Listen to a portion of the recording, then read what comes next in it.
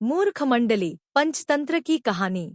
एक पर्वतीय प्रदेश के महाकाय वृक्ष पर सिंधुक नाम का एक पक्षी रहता था। उसकी विष्ठा में स्वर्ण कण होते थे। एक दिन एक व्याध उधर से गुजर रहा था। व्याध को उसकी विष्ठा के स्वर्णमयी होने का ज्ञान नहीं था। इससे संभव था कि व्याध उसकी उपेक्षा करके आगे निकल जाता, किंतु मूर्ख सिंधुक पक्षी ने वृक्ष के ऊपर से व्याध के सामने ही स्वर्ण कणपूर्ण विष्ठा कर दी। उसे देख व्याध ने वृक्ष पर जाल फैला दिया और स्वर्ण के लोभ से उसे पकड़ लिया। उसे पकड़कर व्याध अपने घर ले आया। वहां उसे पिंजरे में रख लिया। लेकिन दूसरे ही दिन उसे यह डर सताने लगा कि कहीं कोई आदमी पक्षी की विष्ठा के स्वर्णमय होने की बात राजा को बता देगा तो उसे राजा के सम्मुख दरबार में पेश होना पड़ेगा।